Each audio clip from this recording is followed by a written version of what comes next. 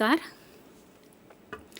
ભારતીય શિક્ષક પ્રશિક્ષણ સંસ્થાન ગાંધીનગર દ્વારા બીએડ અને એમએડના પ્રશિક્ષણાર્થીઓ માટે શરૂ કરવામાં આવેલ શિક્ષાર્થ ઇનિશિયેટિવ અંતર્ગત સ્વવિકાસમાં આજે હું સ્વજાગૃતિ વિશે વાત કરીશ. પ્રશિક્ષણાર્થી મિત્રો, વર્તમાનમાં આપણે ઇન્ફોટેક યુગમાં જીવી રહ્યા છીએ. એટલે કે વર્તમાનમાં પ્રત્યેક ક્ષેત્રમાં અત્યાધુનિકતા અને ઝડપ સાથે તાલ મેળવવા માટેનો આપણો પ્રયાસ છે એ સતત હોય છે. સતત આપણે આ પ્રત્યેક ક્ષેત્રમાં વ્યાપ્ત જે અત્યાધુનિકતા છે, જે ઝડપ છે, એની સાથે આપણે આપણી જાતને સેટ કરવા માટેની મથામણ કરી રહ્યા છીએ. એ મથામણમાં આપણને આપણા સ્વ વિશે વિચારવાનો સમય જ નથી. આપણે આ યાંત્રિક વિશ્વની અંદર પણ આપણી જે કંઈક ક્ષમતાઓ છે, શારીરિક, માનસિક, બૌદ્ધિક, સાંવેગિક, એ ક્ષમતાઓને ઓળખ્યા વગર આ યાંત્રિક જગત સાથે તાલ મિલાવવા માટે આપણે પણ એમાં ઝંપલાવીએ છીએ. અને ઘણી વખત આપણી ક્ષમતાઓ અને એની મર્યાદાને કારણે આપણને નિષ્ફળતા પ્રાપ્ત થાય છે. અને વારંવાર જો આપણને આ પ્રકારની નિષ્ફળતા મળે તો વ્યક્તિ અંતે હતાશ અને નિરાશ થઈ જાય છે. તેમ છતાં પણ આપણને વધારે ને વધારે આ વિશ્વની અંદર ઉપભોગ કરવા માટે આપણે લલચાઈએ છીએ. અને એની મથામણમાં આપણું સમગ્ર જીવન એ યાંત્રિક બની જાય છે. આપણે ખાઈએ છીએ, પીએ છીએ, સૂઈએ છીએ, બેસીએ છીએ. આપણી તમામ ગતિવિધિઓ છે એ ઘડિયાળના કાંટા ઉપર ચાલતી હોય છે. અને બધી જ એ ગતિવિધિ છે એ યાંત્રિક બની જાય છે. અને ધીમે ધીમે આવી રીતે યાંત્રિક રીતે જીવતા જીવતા આપણે આપણા જીવનનો આનંદ પણ ગુમાવી બેસીએ છીએ. અને જીવન આપણને એક બોજ જેવું લાગે અથવા તો ઢસરડા જેવું લાગે. ક્યાંય એમાં આનંદ ન હોય અથવા જીવનની સાર્થકતાનો અનુભવ ન કરીએ. મિત્રો, આપણું ભારતીય જીવન દર્શન અને ભારતીય જીવન શૈલી એ વ્યક્તિને આનંદપૂર્ણ જીવન જીવતા, જીવનને માણતા, જીવન જીવવાની એક કળા શીખવે છે. કે આપણને જે આ મહત્વપૂર્ણ મનુષ્ય જીવન પ્રાપ્ત થયું છે એને માત્ર આ ભૌતિક જગત સાથે તાલ મિલાવવા, એને યાંત્રિક રીતે ખર્ચવા માટે નથી, પરંતુ આ જીવનની અનુભૂતિ કરવા માટે, એને માણવા માટે, એની ગુણવત્તાયુક્ત જીવન જીવવા માટે પ્રાપ્ત થયું છે. એવી સમજ અને એ માટેની શ્રેષ્ઠ જીવનશૈલી એ આપણા ભારતીય જીવન દર્શનમાં પડેલી છે.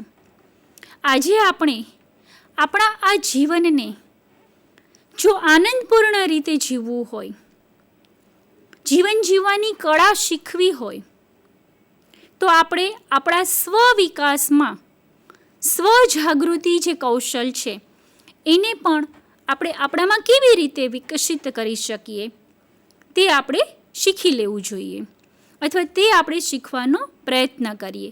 સ્વજાગૃતિને સમજવાનો પ્રયત્ન કરીએ. એને આપણા વ્યવહારની અંદર કેવી રીતે લાવી શકીએ, એને કૌશલમાં કેવી રીતે પરિણમવા દઈએ, એ માટેની આજે આપણે ચર્ચા કરીશું. તો સૌ પ્રથમ આજે આપણે સ્વજાગૃતિની શરૂઆત કરીએ કે સ્વજાગૃતિ એટલે શું. તો અહીંયા આપની સામે એક વ્યાખ્યા મૂકવામાં આવેલી છે. જે જીવન કૌશલ શિક્ષણ એટલે કે જે યુનિસેફ દ્વારા તૈયાર કરવામાં આવેલું છે એમાં સ્વજાગૃતિની વ્યાખ્યા આપવામાં આવેલી છે. સ્વજાગૃતિને કંઈક આ રીતે વ્યાખ્યાયિત કરવામાં આવી છે કે જેમાં આપણી જાત, ચારિત્ર્ય, શક્તિઓ, મર્યાદા એટલે કે નબળાઈઓ, ઈચ્છાઓ એટલે કે અભિલાષાઓ અને અણગમતી બાબતો વિશેની સ્પષ્ટ જાણકારી હોવી જેવી બાબતોનો સમાવેશ થાય છે. ટૂંકમાં સ્વની સાચી ઓળખ એટલે સ્વજાગૃતિ. જો આ વ્યાખ્યાની અંદર સ્વજાગૃતિની અંદર આપણી જે કાંઈ શક્તિઓ છે, આપણી જે કાંઈ મર્યાદાઓ છે, આપણી જે કાંઈ ઈચ્છાઓ છે કે અણગમતી બાબતો છે, એ બધાની વ્યક્તિને સ્પષ્ટ જાણકારી હોય, એટલે કે સ્વ વિશેની સાચી સમજ હોય અથવા સ્વની સાચી ઓળખ હોય, એટલે સ્વજાગૃતિ. બીજી વ્યાખ્યા પણ આપણે જોઈએ. બીજી વ્યાખ્યા પણ એ વસ્તુ કહે છે કે self awareness is having a clear perception of your personality including strength, weaknesses, thoughts, beliefs, motivation, and emotions. Self-awareness allows you to understand other people, how they perceive you, your attitude, and your responses to them in the moment. એટલે કે અહીંયા self અવેરનેસની અંદર એટલે કે સ્વજાગૃતિની અંદર પણ જ કહેવામાં આવ્યું છે કે ક્લિયર પરસેપ્શન્સ, આપણે આપણી જાત વિશેનું, આપણા વ્યક્તિત્વ વિશેનું ક્લિયર પરસેપ્શન્સ, એની અંદર આપણી શક્તિઓ પણ હોય, આપણી માન્યતાઓ હોય, આપણું પ્રેરણ કયું છે, આપણી નબળાઈઓ કઈ છે, આપણા વિચારો, લાગણીઓ, આ બધાનું સ્પષ્ટ પ્રત્યક્ષીકરણ આપણા વ્યક્તિત્વ અંગેનું એટલે સ્વજાગૃતિ. અને સાથે સાથે ત્યાં સુધી સ્વજાગૃતિને આ વ્યાખ્યામાં વિસ્તારિત કરવામાં આવી છે કે આપણને આપણા સ્વજાગૃતિની હદ ત્યાં સુધી છે કે અન્ય લોકો પણ આપણને, આપણા વલણને અથવા આપણા પ્રતિચારોને કેવી રીતે મૂલવે છે એ પણ આપણે જાણી શકીએ, એનાથી પણ આપણે અવેર થઈએ. એ પ્રકારની જાગૃતિ એટલે સ્વજાગૃતિ. અન્ય એક વ્યાખ્યા પણ આપણે જોઈએ કે સ્વજાગૃતિ એટલે વ્યક્તિની પોતાના હોવાની સાતત્યપૂર્ણ અનાયાસ રહેતી સભાનતા, જેમાં પોતે એક સભાન અસ્તિત્વ છે તેવી સમજ રહેલી છે. જો બહુ સરસ આ વ્યાખ્યા છે, એ સ્વજાગૃતિને વ્યાખ્યાયિત કરે છે. સ્વજાગૃતિ એટલે વ્યક્તિની પોતાના હોવાની સાતત્યપૂર્ણ, એવું નહીં કે થોડીક વાર માટે થઈને મને સ્વજાગૃતિ આવી ગઈ અને ફરી પાછા કંઈક જુદા પ્રકારના ગતિવિધિઓ મનમાં કે ચિત્તમાં ચાલતી હોય ત્યારે મારું સ્વ છે એ ભૂલાઈ જાય, એવું નહીં, પરંતુ સાતત્યપૂર્ણ અને અનાયાસ. હવે એ સ્વજાગૃતિ લાવવા માટે કોઈ પણ પ્રયાસ નથી કરવો પડતો. જેવી રીતે આપણે શ્વાસ પ્રશ્વાસ છે એ સ્વાભાવિક રીતે કુદરતી ક્રમમાં લઈએ છીએ, એના માટે કાંઈ આપણે પ્રયાસ નથી કરવો પડતો સભાન રીતે, પ્રયત્નપૂર્વક. એવી રીતે આ સતત પોતાના હોવાની સભાનતા એ પણ અનાયાસ રહે, કોઈ પણ પ્રકારના પ્રયાસ વગર રહે, એવી સભાનતાનો સમાવેશ સ્વજાગૃતિમાં થાય છે. અને જેમાં પોતે એક સભાન અસ્તિત્વ છે એવી સમજ પણ રહેલી છે. આમ સ્વજાગૃતિ છે એ પોતાના હોવાની સતત સભાનતા અને પોતાની મર્યાદાઓ, નબળાઈઓ આ બધાથી અવેર, સભાન રહેવું એટલે સ્વજાગૃતિ. હવે સ્વજાગૃતિ કૌશલની જરૂરિયાત શી છે? શા માટે પ્રત્યેક વ્યક્તિમાં કે અધ્યેતામાં એનો વિકાસ કરવો જોઈએ? એનો વિકાસ કરવાથી વ્યક્તિ કેવી બને? એટલે કે એની જરૂરિયાત આપણે જોઈએ. તો પહેલી જરૂરિયાત છે કે હું કોણ છું, ક્યાંથી આવ્યો છું, શા માટે આવ્યો છું તથા ક્યાં જવાનો છું, તેની સ્પષ્ટ સમજ કેળવાય તે માટે. જો આ સ્વજાગૃતિ છે એ આપણા સ્વની શોધ માટેની, આપણા સ્વની જાગૃતિ માટેનું કૌશલ્ય છે.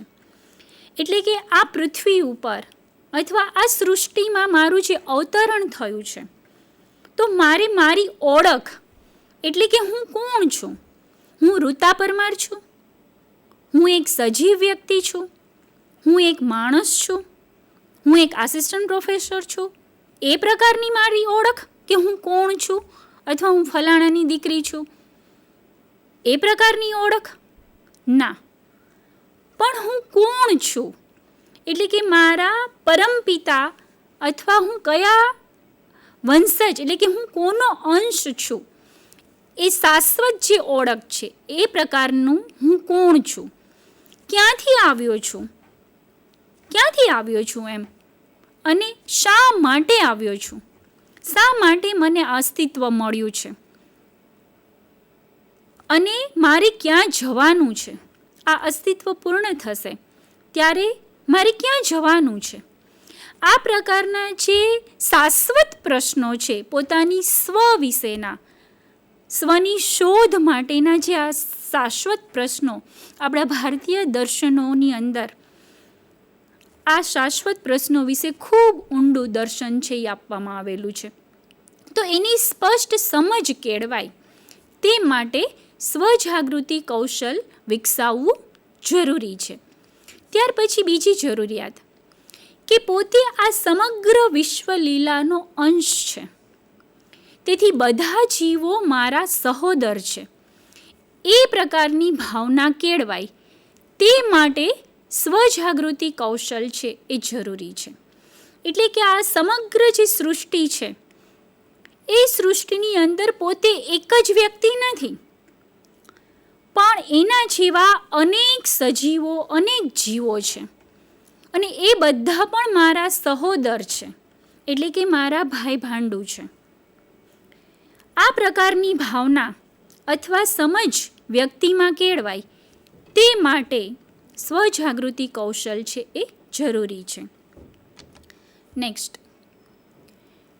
સર્વ પ્રત્યે સમતા, જીવન માટે અહોભાવ ધરાવે તે માટે પણ સ્વજાગૃતિ કૌશલ જરૂરી છે. સર્વ પ્રત્યે સમતા, બધા માટે એને સમતાનો ભાવ હોય, અને જીવન માટે પણ એને અહોભાવ હોય, એટલે કે આ ગૌરવપૂર્ણ જીવનની એ અનુભૂતિ કરી શકે, એ માટે સ્વજાગૃતિ કૌશલ જરૂરી છે. ત્યાર પછી કે નકામા વિચારો કે હલનચલનો, વાદ વિવાદ, વિતંડા ન કરે, પરિસ્થિતિ અનુસાર વ્યવહાર કરે તે માટે સ્વજાગૃતિ કૌશલ જરૂરી છે. નકામા વિચારો ઘણી વખત આપણે જોતા હોઈએ છીએ આપણી આસપાસ, ક્યારેક આપણે પણ જો આપણી જાતનું અવલોકન કરીએ તો ક્યારેક આપણને પણ પ્રશ્ન થાય, જો આપણે સભાન હોઈએ, કે મેં આ સમય ક્યાં પસાર કર્યો, મેં કેવી વાતોમાં આ સમય પસાર કર્યો, અથવા મારા મનમાં આ કેવા નકામા વિચારો આવે છે. ઘણી વખત આપણે જો સભાન હોઈએ તો એ નકામા વિચારોને આપણે સભાનતાપૂર્વક દૂર કરવાનો પ્રયાસ કરીએ છીએ. તો આ નકામા વિચારો કે હલનચલનો, વાદ વિવાદ, બરાબર, વિતંડા વ્યક્તિ ન કરે પણ પરિસ્થિતિ અનુસાર વ્યવહાર કરે તે માટે પણ સ્વજાગૃતિ કૌશલ છે એ ખૂબ જરૂરી છે. ત્યારબાદ અંદરની સભાનતા દ્વારા મુશ્કેલીઓને પારખી લે તે માટે પણ સ્વજાગૃતિ કૌશલ છે ખૂબ જ જરૂરી છે. જો અંદરની સભાનતા હોય, ઘણી વખત આપણે સમાજમાં, આપણા કુટુંબમાં ક્યારેક આપણે પોતે પણ એવી અનુભૂતિ કરીએ છીએ કે આપણે આવનાર મુશ્કેલીઓને આપણને અગાઉથી ખબર પડી જાય છે, કારણ કે આપણી અંદરની જેટલી સભાનતા હોય કે આપણને એનો અણસાર આવી જાય, ત્યારે આપણે એકદમ સ્વજાગૃત હોઈએ અને આપણે મુશ્કેલીઓને પારખી લેતા હોઈએ છીએ, આવતા પૂર્વે જ આપણને એનો અણસાર આવી જાય છે. એટલે આ મુશ્કેલીઓને પારખવા માટે પણ સ્વજાગૃતિ કૌશલની જરૂરિયાત છે. ત્યારબાદ પોતાની ક્ષમતા અનુસાર કાર્ય કરી શકે વ્યક્તિ, તે માટે પણ સ્વજાગૃતિ જરૂરી છે. જો પોતાની ક્ષમતા બહારનું કાર્ય કોઈ કરે, હા, ક્ષમતાનો ચોક્કસ વિકાસ કરવો જોઈએ, પણ એવું કાર્ય ન કરવું જોઈએ કે આપણે ગમે તેટલો વિકાસ કરીએ પણ આપણે ત્યાં તો અત્યારે આ સમયે હું એ કાર્ય કોઈ પણ હિસાબે કરી શકું એ સ્થિતિમાં જ નથી. ધારો કે અત્યારે મને કોઈ એમ કહે કે તમે અત્યારે તો એક્ટિવા લઈને આવ્યા છો અહીંયા, પણ પ્લેન ચગાવી દો. હવે એ મારી ક્ષમતા બહારની વસ્તુ છે, પણ એવું કાર્ય જો આપણે લઈ લઈએ તો અંતે આપણને નિષ્ફળતા જ પ્રાપ્ત થાય. એટલે પોતાની ક્ષમતા અનુસાર કાર્ય કરી શકે, કારણ કે પોતે પોતાની વિશેષતાઓ, પોતાની શક્તિઓ, પોતાનું સામર્થ્ય અને પોતાની નબળાઈઓ આનાથી એ જાગૃત છે.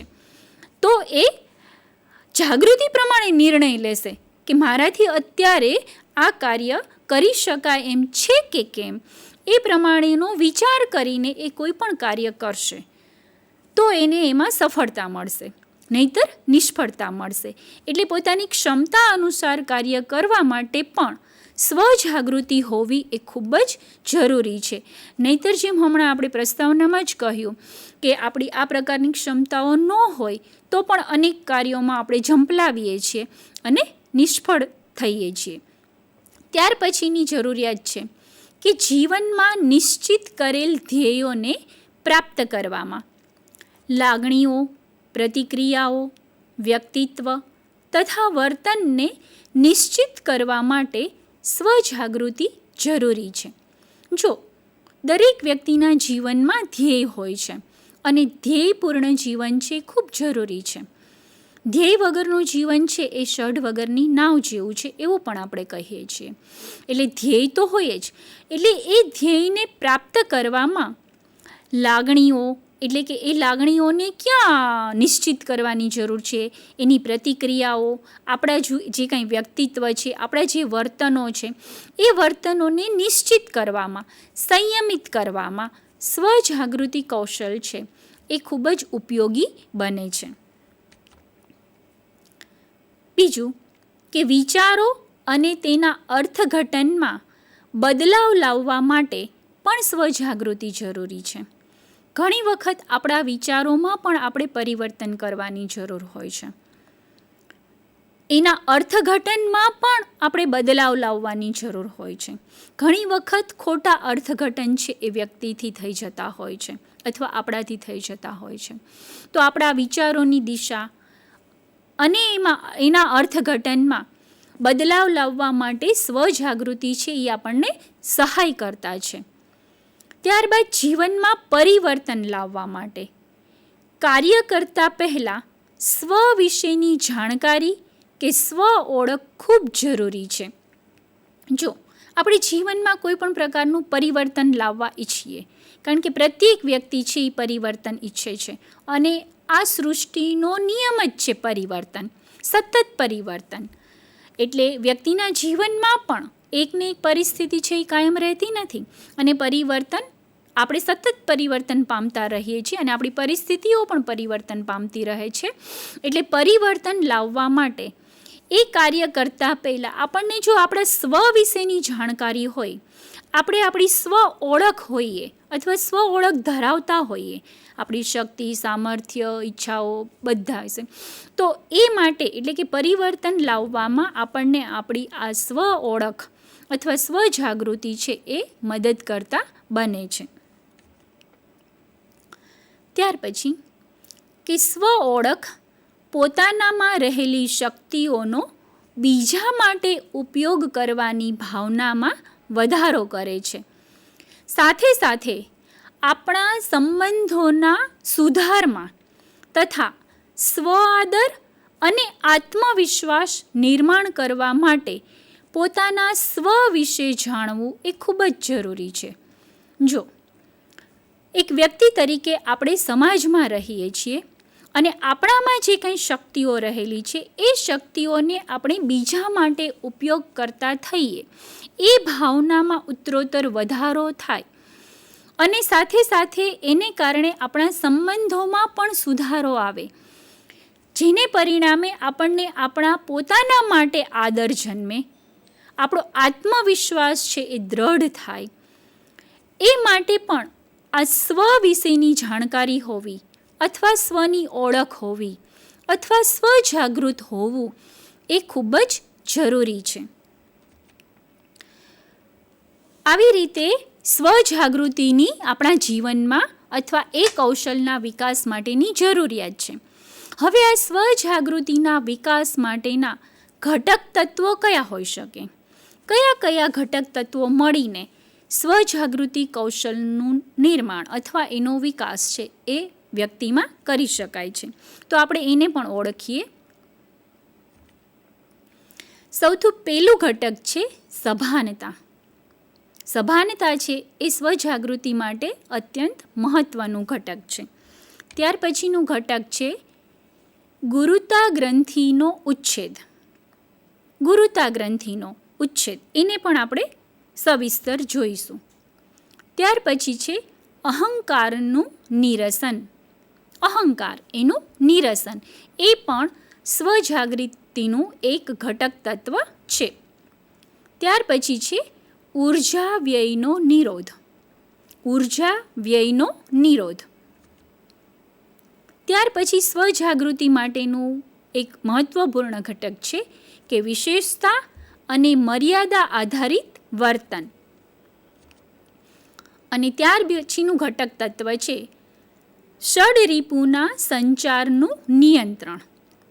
તો આ બધા જે 6 ઘટક તત્વો છે, સભાનતા, ગુરુતા ગ્રંથિનો ઉચ્છેદ, અહંકારનું નિરસન, ઉર્જા વ્યયનો નિરોધ, વિશેષતા મર્યાદા આધારિત વર્તન અને ષડરિપુના સંચારનું નિયંત્રણ, આ 6 ઘટક તત્વો છે એ સ્વજાગૃતિ કૌશલના વિકાસમાં સહાયભૂત છે. તો આ 6 ઘટક તત્વોને આપણે વિસ્તારથી સમજવું જોઈએ. તો સૌથી પહેલું ઘટક આપણે સમજીએ કે સભાનતા. તો સભાનતા એટલે શું? તો કે પોતાના હોવાની સાતત્યપૂર્ણ અનાયાસ રહેતી સભાનતા. જો સતત પોતાના હોવાની, એમ માણસની પોતાના હોવાની, માણસ પોતે જ પોતાનો નથી થતો. આપણે એમ કહીએ, આપણે ઘરમાં નાની પુત્ર કે પુત્રી હોઈએ તો ઘણી વખત માતા પિતા પૂછતા હોય છે કે તું કોની દીકરી, તું કોનો દીકરો, બરાબર? એટલે આપણે આપણા સંતાનોને પણ પૂછતા હોઈએ છીએ અને એમ કે હું આનો દીકરો, હું પપ્પાનો દીકરો, હું મમ્મીની દીકરી, બરાબર?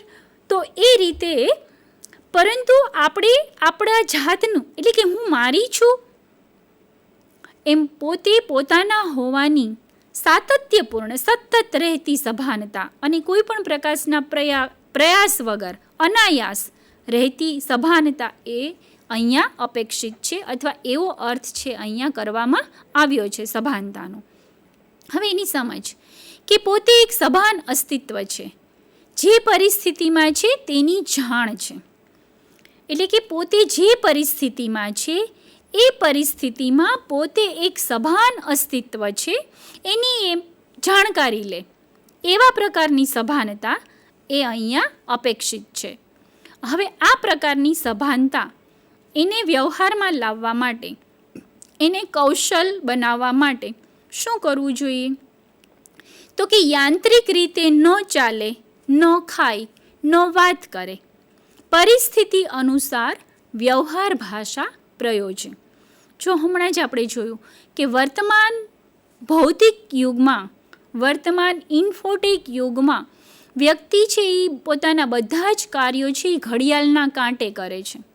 યાંત્રિક રીતે જ પોતાની દિનચર્યા છે ચાલતી હોય છે. દિનચર્યાની જે ગતિવિધિઓ છે, ખાવાની, પીવાની, ઉઠવાની, બેસવાની, બધી જ એ યાંત્રિક રીતે અથવા તો ઘડિયાળની નોક પર ચાલતી હોય છે. પરંતુ જો પોતાના હોવાની સભાનતા કૌશલનો વિકાસ કરવો હોય તો આવી યાંત્રિકતા છે વ્યક્તિએ સૌથી પહેલાં પોતાના જીવનમાંથી દૂર કરવી જોઈએ. એટલે કે યાંત્રિક રીતે કોઈ પણ કાર્ય ન કરે, પણ સભાનતા સાથે કરે અને પરિસ્થિતિ અનુસાર એ પોતાની વ્યવહાર ભાષા પ્રયોજે. ત્યાર પછીનું બીજું ઘટક છે ગુરુતા ગ્રંથિનો ઉચ્છેદ. હવે ગુરુતા ગ્રંથિનો ઉચ્છેદ એનો અર્થ આપણે જોઈએ કે એટલે શું? તો કે હું આ સમગ્ર વિશ્વ લીલાનો અંશ છું અને મારામાં પણ એ જ લીલા ચાલે છે તેવી વ્યવહારમાં પ્રગટ થતી સમજ. એટલે ગુરુતા ગ્રંથિનો ઉચ્છેદ થશે. ગુરુતા ગ્રંથિ એટલે આઈ એમ સમથિંગ, હું જ કંઈક છું, એવી જે ગુરુતા ગ્રંથિ આપણે ઘણા લોકોમાં જોઈએ છીએ. તો સ્વજાગૃતિ કૌશલનો વિકાસ કરવા માટે આ ગુરુતા ગ્રંથિનો ઉચ્છેદ કરવો જરૂરી છે. જ્યાં સુધી આ ગુરુતા ગ્રંથિનો ઉચ્છેદ ન થાય ત્યાં સુધી આપણને સ્વજાગૃતિ આવે નહીં. અને ગુરુતા ગ્રંથિનો ઉચ્છેદ ક્યારે થાય? તો કે જ્યારે આપણે આપણી જાતને હું કંઈક છું, આઈ એમ એક્સ્ટ્રા ઓર્ડિનરી અથવા આઈ એમ સમથિંગ, જો એ પ્રમાણેની ભાવના આપણામાં હોઈએ તો આપણને આ સમગ્ર વિશ્વલીલામાં આપણું જ મહત્ત્વ આપણને લાગે. બીજા કોઈનું મહત્ત્વ આપણે સ્વીકારી જ ન શકીએ. પરંતુ આ માટે એટલે કે ગુરુતા ગ્રંથિના ઉચ્છેદ માટે વ્યક્તિ પોતે કે હું આ સમગ્ર વિશ્વલીલાનો એક અંશ છું અને જે કાંઈ આ સૃષ્ટિમાં અથવા તો આ જગતની અંદર જે લીલા ચાલી રહી છે તેવી મારામાં પણ એટલે કે મારા વ્યવહારની અંદર પણ એ લીલા ચાલી રહી છે, કારણ કે હું પણ આ વિશ્વલીલાનો એક અંશ છું. એટલે એવી સમજ છે એ વ્યવહારમાં પણ પ્રગટે ત્યારે ગુરુતા ગ્રંથિનો ઉચ્છેદ છે એ શક્ય બને છે. એટલે કે હું સર્વસ્વ નથી, બધા જીવો મારા સહોદર છે. પોતે ગુરુતા કે નિયંત્રક સત્તા ન અનુભવે. ઘણી વખત આપણે જોઈએ છે ને કે પરિવાર હોય, સંસ્થા હોય, કોઈ જ્ઞાતિ હોય કે કંઈ પણ, એમાં વ્યક્તિ જે મુખ્ય વ્યક્તિ હોય છે તો એ પોતે નિયંત્રક બની જાય છે અથવા પોતે ગુરુતા ગ્રંથિની અનુભૂતિ કરીને સમગ્રનું સંચાલન કરે છે. પરંતુ હું સર્વસ્વ નથી, બધા જીવો મારા સહોદરો છે, કે મારી આસપાસ મારા અનુભવ જગતમાં જે પણ લોકો છે એ મારા સહોદર છે. જો આ પ્રકારની ભાવના છે એ વિકસિત થાય તો સ્વજાગૃતિ છે એ કૌશલ્ય કેળવાય અને ગુરુતા ગ્રંથિનો ઉચ્છેદ થાય. એટલે આ પ્રમાણેની સમજ છે એ આપણામાં વિકસિત કરવી જોઈએ. હવે આને કૌશલ એટલે કે ગુરુતા ગ્રંથિનો ઉચ્છેદ, આ જે ઘટક છે એને આપણે કૌશલમાં કેવી રીતે? તો કે કોઈ વિશે ઉતરતા ખ્યાલો ન દર્શાવે વ્યક્તિ, ન ધરાવે કે પોતાની બડાઈ ન હાંકે. બરાબર? પણ બધા મારા સહોદર છે એટલે કે પોતાના વ્યવહારની અંદર પણ એ કોઈના વિશે પણ ઉતરતા ખ્યાલો આપણે ન ધરાવીએ, ન દર્શાવીએ. બરાબર? કે પોતાની બડાઈ પણ ન હાંકીએ. પણ મારામાં જે શક્તિ છે એ જ શક્તિ એનામાં પણ પડેલી છે. બરાબર? તો આ પ્રમાણેની ભાવના છે એ વિકસિત કરે, એને પોતાના જીવનનું કૌશલ બનાવે, ત્યારે આ સ્વજાગૃતિ કૌશલના વિકાસમાં સહાયતા મળે. એટલે ગુરુતા ગ્રંથિનો ઉચ્છેદ એ આ સ્વજાગૃતિ કૌશલના વિકાસમાં ખૂબ જરૂરી છે. ત્યાર પછીનું ઘટક તત્વ એ અહંકારનું નિરસન. એટલે કે આપણને અહંકાર અને ગુરુતા ગ્રંથિ બંને એકબીજાની નજીક જ હોય એવું જણાશે. તો અહંકારનું નિરસન એનો અર્થ પણ આપણે સમજીએ કે પોતાને રૂંધનાર અહમ ઇત્યાદિ આવરણોની ચર્ચાને, મુશ્કેલીઓને તરત પારખી લે. ઘણી વખત આપણો અહમ જ આપણને નડતો હોય છે. આપણે પણ સમાજની અંદર અથવા આપણા બોલચાલમાં કોઈ વ્યક્તિ વિશે જ્યારે વાત કરીએ ત્યારે આપણે પણ બોલી પડતા હોઈએ છીએ કે એને એનો અહમ નડે છે, જે એને નમવા નથી દેતો અથવા જે એને નમ્રપૂર્ણ વ્યવહાર કરવા માટે પ્રેરિત નથી કરતો. એટલે આ અહંકારનું નિરસન, એટલે અહમનો અર્થ અહીંયા થાય છે કે એનું આવરણ જ એવું છે કે એ પોતે પોતાનો વિકાસ જ રૂંધતો હોય છે. તો આ પ્રમાણેનો જો અહમ હોય તો એને તરત પારખી લેવો. એટલે કે ઘણી સ્થિતિમાં નબળી ક્ષણમાં પોતાનું સ્થાપન થઈ જાય તો અંદરની સભાનતા અથવા સાક્ષી દ્વારા તરત પકડવું તેવી શૂરતા. અહંકારનું નિરસન એટલે શું? ઘણી વખત વાતચીતમાં આપણે ટપકી પડતા હોય છે કે આ મેં કર્યું, હું હતી એટલે આ કામ સારું થયું. જો હું ન હોત તો કોઈની તાકાત નથી કે આ કાર્યક્રમ સારી રીતે પાર પાડી દે. આવા પ્રકારના જે ઉદ્ગારો કે વાક્યો કે વિધાનો આપણા વાણીમાંથી અથવા અન્ય વ્યક્તિના આપણે સાંભળીએ ત્યારે આપણને તરત જ આપણે અવલોકન કરીએ છીએ અથવા આપણને જણાય છે કે ત્યાં એનો અહમ છે ટપકી પડે છે, એનું સ્થાપન થઈ જાય છે. તો આ નબળી ક્ષણ કહેવાય. એટલે આ ઘણી સ્થિતિમાં જે આવી નબળી ક્ષણો આવે છે કે એમાં પોતે એનો અહમ આવી જાય છે વચ્ચે. તો એની સભાનતા દ્વારા, સાક્ષી દ્વારા તરત એને પકડી લેવો, એવી સુરતા કે જો અહીંયા મારાપણું આવી ગયું, હુંપણું આવી ગયું, એવી સભાનતા. અને જો એ સભાનતા આવશે તો આપણે આપણી જાતને એમાંથી ખેંચી લઈશું. એટલે કે આ મારા દ્વારા થયું, મેં કર્યું, એ દૂર થઈ જશે. પણ સૌના સહિયારા પ્રયાસથી આ શક્ય બન્યું, એવી ભાવના છે નિર્માણ થશે અહમ હટીને. તો આ પ્રમાણેની સમજ, પોતાના અહમને વચમાં ન લઈ આવવો, અને જો એનું સ્થાપન થઈ જાય તો તરત જ એને પકડીને દૂર કરી દેવો, એવી શૂરતા.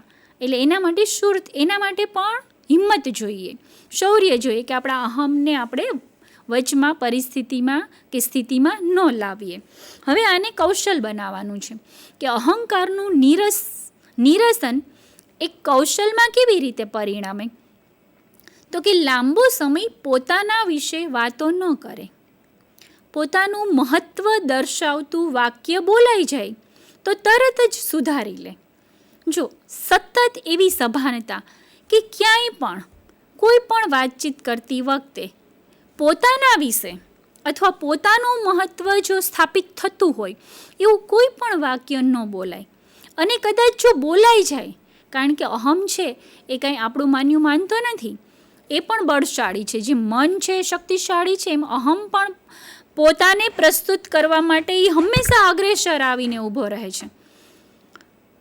તો એ કદાચ આવી જાય તો તરત જ સભાન થઈ જવું અને તરત જ એને સુધારી લેવું.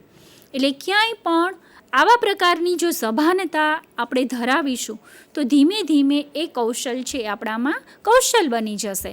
અને ક્યાંય પણ વાતચીત કરતા હશું તો એમાં આપણું મહત્ત્વ સ્થાપિત થતું હોય અથવા દર્શાવતું હોય એવું વાક્ય છે એ આપણાથી બોલાશે નહીં. તો આ માટેની સતત સભાનતા, જો આ સભાનતા હશે તો ધીમે ધીમે અહંકારનું નિરસન છે એ થતું રહેશે. ત્યાર પછીનું ઘટક તત્વ ઊર્જા વ્યયનો નિરોધ. એનો અર્થ આપણે સમજવાનો પ્રયત્ન કરીએ કે સ્વયંસ્ફૂર્ત ઊર્જાઓના ઉપયોગ અને વ્યય વચ્ચેના ભેદને અનુવર્તી સ્વનિયંત્રણ કરવું. એટલે કે પોતાની ક્રિયાઓ એવી રીતે ને એટલી જ કરવી જોઈએ કે જેથી સ્વ ઊર્જાનો મહત્તમ ઉપયોગ થાય.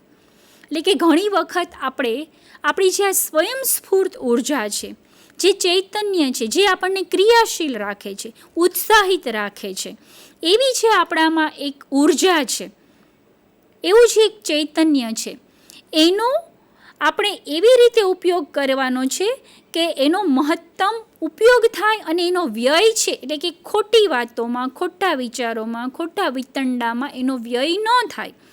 બરાબર? એટલે કે એ ભેદને કે ક્યાં એનો ઉપયોગ થઈ રહ્યો છે અને ક્યાં એ સ્વયંસ્ફૂર્ત ઊર્જાનો વ્યય થઈ રહ્યો છે, એ બંને વચ્ચેના ભેદને ઓળખી લેવો અને એનું જો એ પ્રમાણેનો વ્યય થતો હોય તો એના ઉપર નિયંત્રણ કરવું. આ પ્રમાણે જો આપણે સભાન રહેશું તો ઊર્જા વ્યયનો નિરોધ થતો અટકશે. હવે આને કૌશલમાં કેવી રીતે પરિણમવું? તો કે નકામા વિચારો, હલનચલનો, વાદ વિવાદ કે વિતંડા ન કરવા. કારણ કે આ બધી પ્રક્રિયાની અંદર આપણી જે સ્વયંસ્ફૂર્ત ઊર્જા છે એનો વ્યય થાય છે. એનો ખર્ચ થાય છે અને એમાંથી કંઈ જ ઉપજતું નથી આપણને વ્યક્તિગત રીતે કંઈ ઉપજતું કે નથી અન્યને કંઈ ઉપજતું. એટલા માટે આપણી જે સ્વયંસ્ફૂર્ત ઉર્જા છે એને આ પ્રમાણેના નકામા વિચારો કે નકામા વિતંડાવાદ કે હલનચલન કે વાદ વિવાદમાંથી આપણે એને બચાવવી જોઈએ, એ ઉર્જાને બચાવવી જોઈએ, એટલે કે એનો વ્યય થતો અટકાવવો જોઈએ. ત્યાર પછીનું ઘટક તત્વ છે સ્વજાગૃતિ કૌશલના નિર્માણમાં કે વિશેષતા અને મર્યાદા આધારિત વર્તન.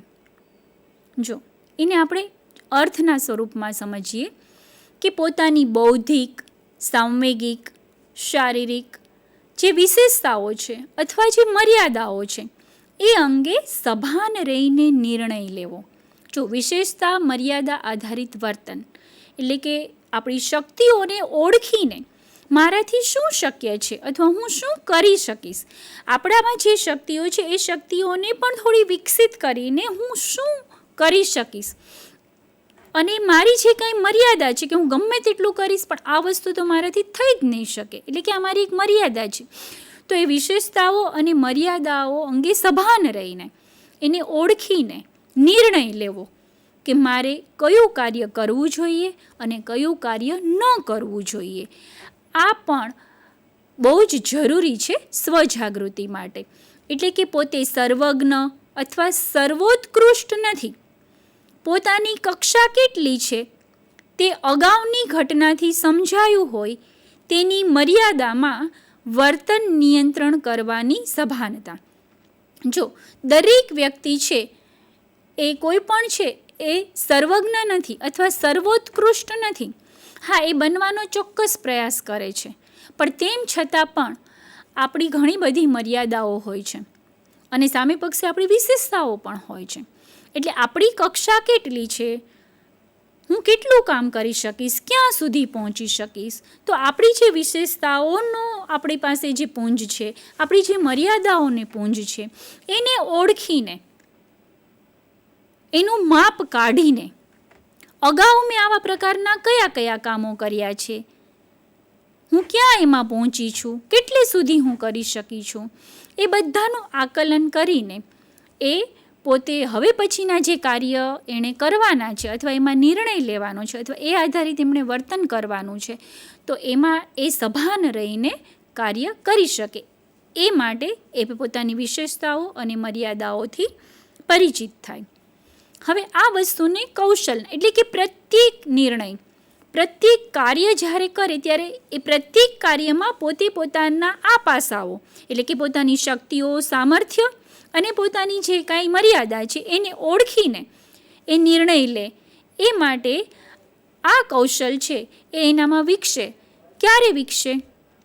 તો કે પોતાનાથી પહોંચી ન શકાય તેવા કામ હાથ ન લેવા અથવા હમણાં થઈ જશે તેવી ખાતરી પણ ન આપવી. સંવેગોની તરહ અનુસાર અમુક ઘટનામાં હિસ્સેદાર થવું, ન થવું, સંવેગોની મર્યાદા હટાવવા યત્નશીલ રહેવું. જો આપણે ગમે એટલું ઈચ્છીએ તો પણ આપણી શક્તિ અને આપણી મર્યાદાઓ આધારિત જ આપણે આઉટપુટ આપી શકવાના છીએ. એટલે જો એને ઓળખીને આપણે કોઈ પણ નિર્ણય લઈએ તો એ કામ છે એ સારી રીતે થઈ શકે. પણ એને ઓળખ્યા વગર આપણે કોઈ પણ કામ હાથમાં લઈએ તો એમાં નિષ્ફળતા મળે. આપણને તો નિષ્ફળતા મળે જ છે, પણ જેનું કામ આપણે હાથમાં લીધું છે એ કામ પણ આપણે પૂર્ણ રીતે સારી રીતે કરીને આપતા નથી તો એમને પણ નુકસાન થાય છે અને એનો સમય, શક્તિ, નાણાં બધું વ્યર્થ જાય છે. એટલે વ્યવહારની દુનિયાની અંદર આપણે જ્યારે કોઈ પણ કામ હાથમાં લઈએ ત્યારે દરેક વખતે આપણી વિશેષતાઓ અને મર્યાદાઓને ધ્યાનમાં રાખીને જો કામ હાથ ઉપર લઈએ તો આપણને એમાં સફળતા મળે અને એ વસ્તુ આપણા પ્રત્યેક કાર્યમાં નિર્ણાયક બને. આપણી વિશેષતા અને આપણી મર્યાદાઓ અને એને આધારે આપણું વર્તન થાય એવા પ્રમાણેની ચોકસાઈ અથવા જાગૃતિ છે એ આપણે કેળવવી જોઈએ. ત્યાર પછીનું ઘટક તત્વ છે ષડ રિપુના સંચારનું નિયંત્રણ. જો એમનો અર્થ એટલે માયાથી વ્યુત્પન્ન મોહને તત્ક્ષણ અનુભવી તેમાંથી મુક્ત થવાનો સ્વાધ્યાય કરવો. એટલે કે આ ષડ રીપુ જે છે, કામ, ક્રોધ, લોભ, મોહ, મદ અને મત્સર, અને આપણા દર્શનોમાં શ્રીમદ્ ભગવદ્ ગીતાની અંદર પણ ષડ રીપુ કહ્યા છે કે જે વ્યક્તિના શત્રુ છે. કામ, ક્રોધ, લોભ, મોહ, મદ અને મત્સર, અને આ માયાથી ઉત્પન્ન થાય છે. તો એ માયાના મોહને તત્ક્ષણ અનુભવીને એમાંથી મુક્ત થવાનો સ્વાધ્યાય કરવો. સ્વાધ્યાય એટલે કે પોતાની જાતે પ્રયત્ન કરવો. કારણ કે આ જે ષડરીપુ છે એ પ્રત્યેક વ્યક્તિમાં હોય છે, પરંતુ એ ક્યારે જાગૃત હોય છે, અને એને નિષ્ક્રિય રાખવા એટલે કે એનું નિરસન કરવું, એના ઉપર નિયંત્રણ લાદવું, એને ક્યારેય એને સક્રિય ભૂમિકામાં એ ન આવી જાય, એની સતત સભાનતા રાખવી. એટલે આ ષડરીપુનું એના સંચારનું એટલે કે એ સક્રિય ન બની જાય એ માટે એના ઉપર નિયંત્રણ રાખવું એ પણ જરૂરી છે, અને એ માટે સતત આયાસ કરવો. હવે વસ્તુ કે વિચાર જગત એ ઇન્દ્રિયોને ખેંચે છે, વ્યક્તિને અંધ બનાવે છે. જો સ્વજાગૃતિ હોય તો આ વાતની તરત ખબર પડી જાય ને તેમાંથી મુક્ત થઈ શકાય. જો આ બાહ્ય જગત છે અથવા વસ્તુ કે વિચાર જગત છે, એ તો હંમેશા ઇન્દ્રિયોને પોતાની તરફ છે એ આકર્ષે છે, અને ઇન્દ્રિયો એમાં તણાઈ પણ જાય છે, એ વિષયોમાં સરી પડે છે. ઇન્દ્રિયોનું કામ જ છે કે વિષયોમાં સરી પડવું. એટલે ઇન્દ્રિયોને તો એ વસ્તુ કે વિચાર છે એ આકર્ષે છે, અને ઇન્દ્રિયો પણ આકર્ષાય છે, અને પછી એ વ્યક્તિને અંધ બનાવે છે. પરંતુ જો સ્વજાગૃતિ હોય તો આ વાતની તરત જ ખબર પડી જાય છે કે હું આ મોહ, મદ, મત્સર, બરાબર, આ જે ષડરીપુ છે એ ષડરીપુમાં તો હું અંધ નથી બની જતો, અથવા ઇન્દ્રિયો મને એ દિશામાં તો નથી લઈ જતી. આવી સ્વજાગૃતિ છે એ વ્યક્તિમાં હોય તો એ પોતે આ ષડરીપુના સંચારથી મુક્તિ અનુભવી શકે છે, અથવા એને નિયંત્રણમાં લાવી શકે છે. હવે એને કૌશલમાં પરિણમવા માટે કોઈ વસ્તુ જોઈ સાંભળીને આકર્ષાઈ ન જાય, એ વસ્તુ પોતાને ખેંચતી નથી ને તે પરખે અને નિરીક્ષણ કરે. એટલે કે આ પ્રમાણેનું કૌશલ જો આપણામાં હોય તો આપણી ઇન્દ્રિયો છે એ આપણા કાબૂમાં રહે છે, અને એ વસ્તુ કે વિચાર છે એને ખેંચી નથી જતો. એટલે કે જ્યારે આપણે કોઈ પણ વસ્તુને જોઈએ, સાંભળીએ, ઘણી વખત આપણને ખૂબ ગમી જતી હોય છે ને, ત્યાં ચોંટી જતી હોય છે, અથવા એને જ આપણે એવું કહીએ છીએ કે હવે તો મારે આ વસ્તુ જોઈએ જ, એટલે એનાથી આકર્ષાઈ ન જાય, પરંતુ એ વસ્તુ પોતાને ખેંચતી નથી ને તે આપણે પારખી લઈએ અને નિરીક્ષણ કરી લઈએ તો આપણે આ ષડરીપુના સંચારના નિયંત્રણમાં આપણને સફળતા મળે. એટલે હંમેશા આપણે આ વસ્તુને આપણા જીવનમાં એક કૌશલના રૂપમાં પરિણમવી કે આમાં આપણે ખેંચાઈ ન જઈએ, પણ હકીકતમાં એની ઉપયોગિતા છે, હકીકતમાં મને એની જરૂર છે કોઈ પણ વસ્તુ, બરાબર. તો એ પારખીને, નિરીક્ષણ કરીને, એની જાંચ કરીને પછી એને આપણામાં લાવવાનો પ્રયાસ કરીએ તો આપણને એ ઉપયોગી હશે. પણ જો આપણે નિરીક્ષણ પરીક્ષણ કર્યા વગર માત્ર ને માત્ર આકર્ષણથી એ વસ્તુ તરફ ખેંચાઈ જઈએ તો આપણને આ ષડરીપુના પછી એના સકંજામાં એ આપણને ફસાવી લે છે. એટલે સ્વજાગૃતિ માટે ષડરીપુના સંચાર ઉપર નિયંત્રણ કરવું એ ખૂબ જરૂરી છે. તો આ આપણા ઘટક તત્વો છે કે જે સ્વજાગૃતિના વિકાસ માટે ખૂબ જ જરૂરી છે. હવે આપણે સ્વજાગૃતિ કૌશલના શૈક્ષણિક ફલિતાર્થો જોઈએ કે સ્વજાગૃતિથી વિદ્યાર્થી યાંત્રિક રીતે જીવનયાપન ન કરતા પરિસ્થિતિ અનુસાર વ્યવહાર ભાષા પ્રયોજતો થશે. જો અધ્યેતામાં સ્વજાગૃતિ કૌશલનો વિકાસ થશે તો એ યાંત્રિક રીતે જીવનયાપન નહીં કરે. હમણાં જ આપણે પ્રસ્તાવનામાં જે વાત કરી કે વર્તમાનમાં વ્યક્તિ છે એના તમામ કાર્યો છે યાંત્રિક થઈ ગયા છે, યંત્રવત થઈ ગયા છે. પણ જો સ્વજાગૃતિ કૌશલ સ્વવિકાસ અંતર્ગત વ્યક્તિમાં એનો એ કૌશલનો વિકાસ થયો હશે તો એ પોતે યાંત્રિક રીતે જીવનયાપન નહીં કરે અને પરિસ્થિતિ પ્રમાણે એ પોતાનું વ્યવહાર વર્તન કરતો થશે. બીજો શૈક્ષણિક ફલિતાર્થ છે કે સ્વજાગૃતિથી વિદ્યાર્થી પોતાના આસપાસના પર્યાવરણ સાથે સમતાપૂર્વક વર્તન કરતો થશે. કોઈ વિશે ઉતરતાપણાનો ખ્યાલ નહીં દર્શાવે. એટલે જેમ હમણાં આપણે ઘટક તત્વમાં જોયું કે સ્વજાગૃતિ કૌશલના વિકાસમાં ગુરુતા ગ્રંથિનો ઉચ્છેદ અને અહંકારનું નિરસન એ ખૂબ જ સહાયરૂપ છે.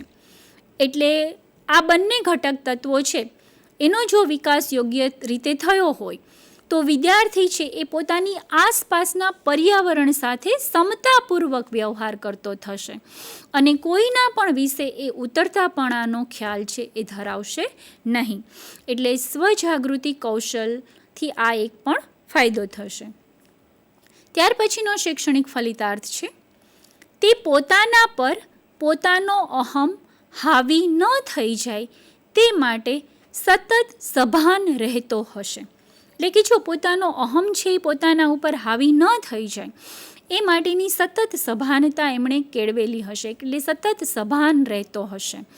અને ત્યાર પછીનો શૈક્ષણિક ફલિતાર્થ છે કે તે પોતાની શારીરિક, માનસિક, બૌદ્ધિક, સાંવેગિક ક્ષમતાઓને ધ્યાનમાં લઈને કોઈ પણ કામનો સ્વીકાર કરતો થશે. જો પોતાની શક્તિઓને ઓળખીને પોતાની જે પણ આ સામર્થ્ય છે, આ શક્તિઓ છે, એને ઓળખીને એ કામનો સ્વીકાર કરતો થશે અને તો જ એનું કામ છે એ સફળ થશે. એટલે શૈક્ષણિક ફલિતાર્થ આ પણ બહુ જ મહત્ત્વનો છે. ત્યાર પછી કે તે પોતાની સ્વયંસ્ફૂર્ત ઉર્જાનો શિક્ષણમાં મહત્તમ ઉપયોગ કરતો થશે. જો એનામાં જે સ્વયંસ્ફૂર્ત ઉર્જા છે એનો નકામો વ્યય થતો બચશે અને એ ઉર્જા છે એનો શિક્ષણમાં એ મહત્તમ ઉપયોગ કરતો થશે. એટલે સ્વજાગૃતિ કૌશલ છે એને શિક્ષણમાં પણ આ રીતે ખૂબ જ ઉપયોગી બની રહે છે. ત્યાર પછી સ્વજાગૃતિ જીવન કૌશલના અભ્યાસથી ભાઈચારો, સમાનતા જેવા મૂલ્યો વિદ્યાર્થીમાં આપોઆપ વિકસિત થશે અને સમાજ સુદૃઢ બનશે. જો સ્વજાગૃતિ કૌશલનો વિકાસ અધ્યયતામાં કે વિદ્યાર્થીમાં થઈ ગયો તો હંમેશા, કારણ કે પોતે એવું માને છે કે હું આ સમગ્ર વિશ્વ લીલાનો અંશ છું અને બધા જ જીવો મારા સહોદર છે, એટલે બધા માટે એને ભાઈચારો, સમાનતા આવા પ્રકારના મૂલ્યો છે એ એનામાં આપોઆપ જ વિકસિત થશે. એના માટે કોઈ પ્રયત્ન કરવાની પણ જરૂર નહીં પડે અને આ રીતે સમાજ છે એ સુદૃઢ બનશે. ત્યાર પછી કે સ્વવિકાસ અંતર્ગત વિદ્યાર્થીને જીવન જીવવાના કૌશલો પ્રાપ્ત થશે.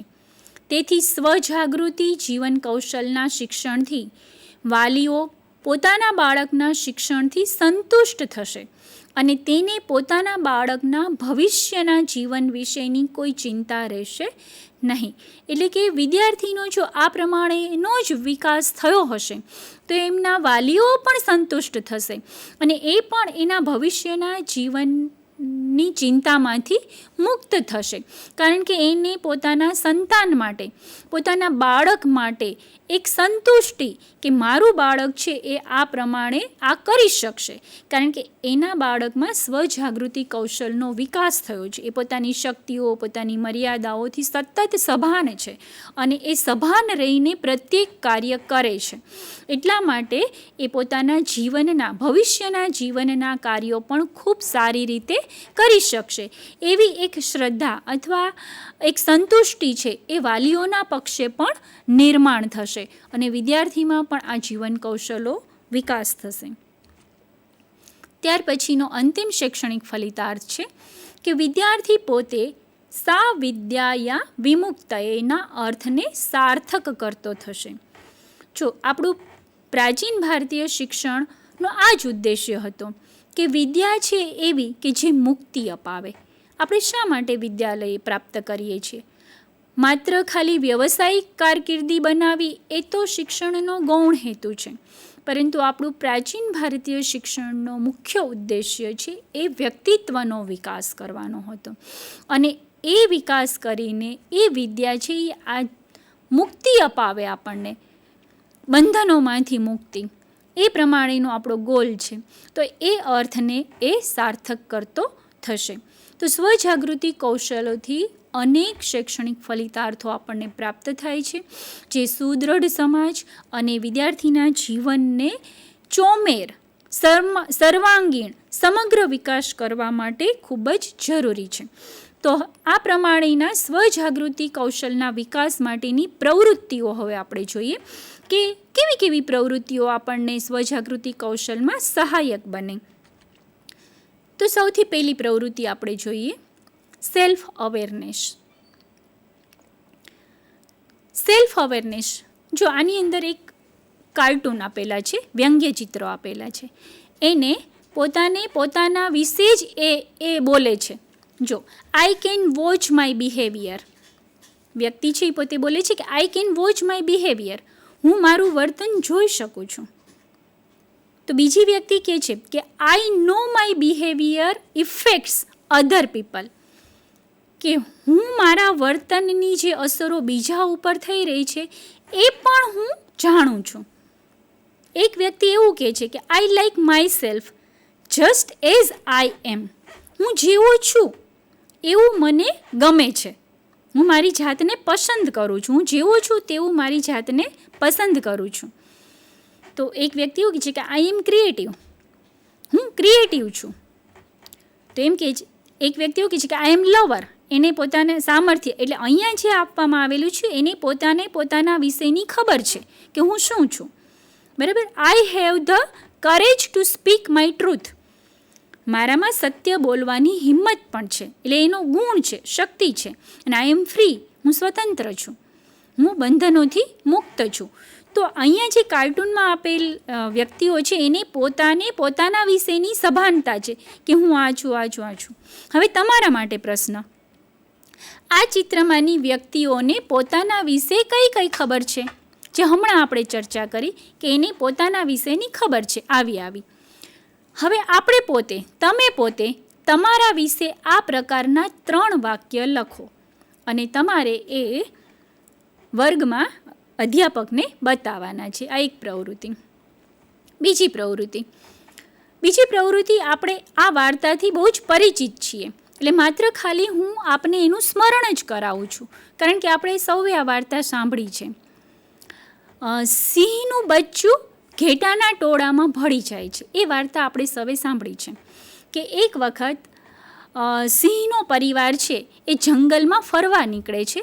ફરતા એ ગામના પાદર સુધી પહોંચી જાય છે અને ગામના પાદરમાં ઘેટાનું ટોળું છે એ ઘાસ ચરતું હોય છે. તો આ ઘેટાના ટોળામાં આ સિંહનું એક બચ્ચું કે જે પોતાના પરિવારમાં એ જંગલમાં ફરવા નીકળ્યું હતું, તો ત્યાંથી એ ભૂલું પડી જાય છે અને એ ફરતું આ પાદર સુધી પહોંચી જાય છે, સિંહનું બચ્ચું, અને આ ઘેટાના ટોળામાં ભળી જાય છે. ગોવાળ પણ એને પોતાના ઘરે લઈ જાય છે અને ઘેટાઓની જેમ જ એનો ઉછેર કરે છે. અને બચ્ચું પણ આપણે જાણીએ છીએ કે પછી પોતે પણ પોતાની જાતને ઘેટું જ માને છે ને ઘેટાની જેમ જ મેં કરે છે, ગભરું સ્વભાવ એનો પણ છે. આવી રીતે એ મોટું થાય છે ઘેટાના ટોળાની વચ્ચે જ. અને ફરીથી એક વખત જ્યારે ગોવાળ છે આ ઘેટાના બચ્ચાને લઈને એ ગામની બહાર છે, દૂર જંગલમાં ચરાવતો હોય છે અને સિંહ છે એના પરિવાર સાથે ફરી નીકળે છે, ત્યારે આ ઘેટાના ટોળા ઉપર તરાપ મારે છે. એમાં બધા જ ઘેટાઓ ભાગ કરે છે. આ સિંહનું બચ્ચું છે એ પાછળ રહી જાય છે, એટલે સિંહ એના ઉપર જ તરાપ મારે છે અને એને પકડે છે અને જુએ છે કે આ તો મારું જ બચ્ચું છે. પણ પેલું બચ્ચું છે એ સ્વીકારવા તૈયાર નથી કે હું સિંહનું બચ્ચું છું. એ તો એમ કહે છે કે હું ઘેટાનું બચ્ચું છું, મને છોડી દો, મને બહુ બીક લાગે છે એમ. બરાબર. અને મેં કરે છે. ત્યારે સિંહ એમ કહે છે કે તું ઘેટાનું બચ્ચું નથી, તું સિંહનું બચ્ચું છે, તું ગર્જના કર, મારી જેમ ત્રાળ પાડ. તો પણ સિંહનું બચ્ચું તો માનતું જ નથી. એટલે સિંહ એને પકડીને નદી કિનારે લઈ આવે છે અને નદીમાં એને પોતાનું પ્રતિબિંબ અને બચ્ચાનું પ્રતિબિંબ બતાવે છે અને પ્રતીતિ કરાવે છે કે તું સિંહનું બચ્ચું છો. તો આ વાર્તાના આધારે આપણે પ્રશ્નોત્તરી કરી શકીએ કે સિંહ બાળનું વર્તન આપને કેવું લાગ્યું? સિંહે તેની સાચી ઓળખ શા માટે કરવી? જ્યારે કોઈ પણ વ્યક્તિ પોતાની સાચી ઓળખ ભૂલી જાય ત્યારે કેવું વર્તન કરે છે? અને વ્યક્તિને પોતાની સાચી ઓળખ શા માટે હોવી જોઈએ? આ પ્રશ્નો છે એ આપે આપના વર્ગખંડની અંદર આપના અધ્યાપક જોડે ચર્ચવાના છે. ત્યાર પછી ગીત. તો ગીત પણ આપણને ખબર જ છે, મનુષ્ય તું બડા મહાન. આપણે આ ગીતથી પરિચિત છીએ કે જેમાં મનુષ્યની શક્તિઓ વિશે એમાં જણાવવામાં આવ્યું છે. તો મનુષ્ય તું બડા, ધરતી કી શાન, તું હે ભારત કી સંતાન. એ ગીત છે એ આપણે આપણા વર્ગખંડની અંદર સાંભળીશું અને સાંભળીને પછી આપણે આ પ્રશ્નો છે એ આપણે ત્યાં ચર્ચવાના છે કે મનુષ્યમાં પડેલી શક્તિઓની યાદી બનાવો કે કઈ કઈ શક્તિઓ મનુષ્યમાં પડેલી છે. તમને એવું લાગે છે કે મનુષ્ય ચેતના શક્તિનો પુંજ છે, મહાપુંજ છે? મનુષ્ય મહાન ક્યારે બની શકે છે? આ ગીતના શબ્દોના આધારે પણ તમે ઘણું બધું એનાથી કરી શકશો. હવે આપણે જોઈએ કે તમે ખરા અર્થમાં મનુષ્ય છો. આપણે હવે મનુષ્યને જાણ્યો કે મનુષ્ય છે એ ચેતના શક્તિનો મહાપુંજ છે. તો ખરા અર્થમાં મનુષ્ય આપણે છીએ કઈ રીતે? અને તમારી શક્તિનો ઉપયોગ તમને કેવા પ્રકારે કરવો ગમશે? આ પ્રમાણેના ચર્ચા પ્રશ્નો ચિંતન મનન કરીને આપણે વર્ગખંડમાં આપણા અધ્યાપક જોડે ચર્ચીશું. ત્યાર પછીનું એક વ્યંગ્ય ચિત્ર છે કે એક વ્યક્તિ એમ કહે છે કે હું સ્વજાગૃત છું, પણ શું હું મારા ખરાબ ગુણો વિશે સતત અજાગૃત રહી શકું? એટલે જો આ એક કટાક્ષ છે કે એક તરફથી એવું કહે છે કે હું સ્વજાગૃત છું અને બીજા પક્ષે સતત તે પોતાના ખરાબ ગુણો વિશે તો સતત અજાગૃત છે, તો પછી એને સ્વજાગૃત કહેવાય કે કેમ? તો એના માટેના પ્રશ્નો આપણે છે કે આ ચિત્રમાં હાસ્ય આપણને હાસ્યાસ્પદ કે હાસ્ય શાથી નીપજે છે? આપણા ખરાબ લક્ષણો તરફ આપણું ધ્યાન ન હોય તો આપણને શું નુકસાન થાય? તમે ક્યારેય તમારા ખરાબ ગુણો પ્રત્યે બેદરકાર રહો છો? કેવી પરિસ્થિતિમાં? આપણને આપણા સારા ગુણોની જ ખબર હોય તો આપણું જીવન સારું જ બને કેમ? અને ઉત્તમ જીવન માટે આપણને આપણા વિશે કઈ કઈ ખબર હોવી જોઈએ? અને સ્વસભાનતા એટલે શું? આ પ્રશ્નોની ચર્ચા પણ આપણે આપણા વર્ગખંડની અંદર કરીશું. હવે મિત્રો, અહીંયા 2 ચિત્રો આપેલા છે. આ ચિત્ર આપ જોઈ રહ્યા છો અને આપ એનું આકલન પણ કરી શકશો કે 2 ચિત્રોમાં શું તફાવત. ત્યાર પછીના પ્રશ્ન. હવે એક ચિત્ર છે એમાં સમુદ્રમાં તરતા બરફનું છે અને બીજું ચિત્ર છે એ સમુદ્રના જળ વચ્ચેનો દર્શાવે છે. એક છે એમાં બરફ છે સમુદ્રમાં અને બીજામાં છે એ જળ છે. તો આ બંને વચ્ચે શું તફાવત છે એ આપણે નક્કી કરવાનું છે. પછી સમુદ્રમાં તરતો બરફ અને ઓગળી જાય તો શું થાય? હવે સમુદ્રમાં તરતો બરફ અને ઓગળી ગયેલો બરફ એ ઉપરથી મનુષ્યના 2 પ્રકારના સ્વભાવ હોય છે એને પણ આપણે સમજાવવાના છે અને એના આધારે પછી તમારું વ્યક્તિત્વ તમને કેવું લાગે છે? બરફ જેવું લાગે છે કે જળ જેવું? અને કેવી રીતે એની ચર્ચા કરવાની છે. અને જો વ્યક્તિ પોતાનો અહંકાર છોડે તો આ પ્રમાણેની ચર્ચા આપણે આપણા વર્ગખંડની અંદર કરીશું. તો મિત્રો, અહીંયા આપણે સ્વવિકાસ અંતર્ગત સ્વજાગૃતિ જે મહત્ત્વનું કૌશલ છે એ શું છે? એના શૈક્ષણિક ફલિતાર્થો શું છે? એના વિકાસ કરવા માટે કયા કયા ઘટક તત્વોનો વિકાસ કરવો સૌથી પહેલાં આપણામાં જરૂરી છે? અને એના વિકાસ માટેની કઈ કઈ પ્રવૃત્તિઓ આપણે કરી અને આપણે સ્વજાગૃત બની શકીએ છીએ અથવા એને કૌશલ તરીકે આપણામાં વિકસિત કરી શકીએ છીએ, એની ચર્ચા છે એ અહીંયા આપણે કરી. તો મને લાગે છે કે સ્વજાગૃતિ કૌશલના વિકાસમાં આપને એ ઉપયોગી રહેશે. આભાર. અસ્તુ.